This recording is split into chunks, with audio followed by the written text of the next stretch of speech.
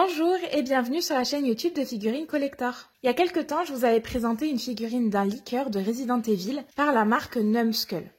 Aujourd'hui, je vous propose de repartir du côté de la même marque et de la même licence, mais cette fois-ci pour s'attaquer à un autre monstre, le Tyrant ou T002. Alors le Tyrant, c'est cette créature qui me fait face et c'est le boss final du jeu Resident Evil de 1996. Cette figurine-là, elle est en PVC et elle est conditionnée dans une boîte opaque, comme vous pouvez le voir, qui nous laisse apercevoir quand même une photo de la figurine sous toutes ses coutures sur chacune des faces de la boîte. Allez, j'ai déballé la figurine et contrairement au liqueur qui disposait d'une langue séparée, cette figurine est en un seul morceau, donc vous aurez rien à monter. Alors d'un premier abord, la figurine est plutôt pas mal. La pose est super dynamique, je trouve, et on reconnaît bien le Tyrant avec tous les attributs qu'il lui faut, c'est-à-dire la peau un peu grisâtre. Vous avez la main avec les griffes hypertrophiées et enfin le cœur qui sort de la poitrine, donc qui est à l'air libre. Je vous montre d'un petit peu plus près également le socle qui fait son petit effet je trouve et qui est vraiment pas mal.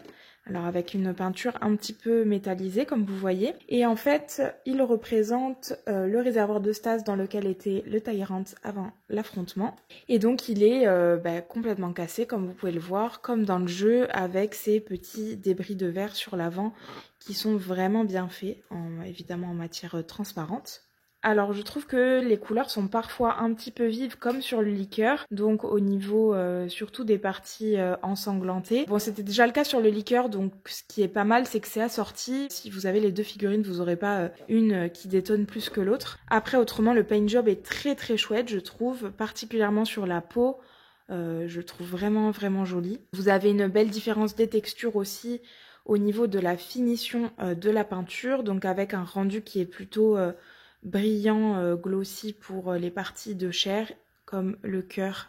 Voilà les parties qui sont ouvertes alors que le rendu est plutôt mat sur des parties comme la peau. Vraiment la main hypertrophiée est très bien faite aussi. Le détail du sculptage est vraiment pas mal du tout, très joli je trouve. On reconnaît bien les différentes textures. Il y a juste un petit point noir qui est du coup ces parties-là qui sont vous voyez bien visible, il y a une petite démarcation. Donc ça c'est un petit peu dommage. Au niveau des bras c'est la même chose. Alors, le bras c'est pas choquant en fait parce que c'est vraiment la texture qui change. Donc c'est pas très choquant, d'ailleurs ça ne se voit pas sur l'autre. Mais là c'est vrai que ça se voit un petit peu plus. Après c'est pas gênant, ça reste quand même un très bon rapport qualité-prix. Moi je l'aime beaucoup cette figurine, je sais pas ce que vous en pensez, mais à titre personnel je la trouve vraiment bien faite. Et je pense qu'elle ira très bien à côté du liqueur. On va regarder un petit peu les dimensions pour voir ce que ça donne. En hauteur, elle fait 29 cm environ. Et au plus long, donc avec la main hypertrophiée, elle fait 24,5 cm. Le diamètre du socle, lui, fait 17 cm et demi, 18 cm à peu près.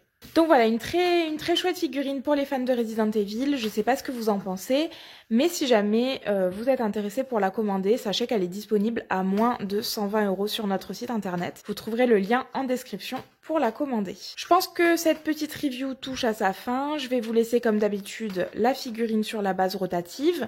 N'hésitez pas à liker cette vidéo si vous l'avez appréciée et à vous abonner à notre chaîne YouTube pour ne rien manquer du prochain contenu qui va sortir. Moi, je vais vous laisser là et je vous dis à la prochaine.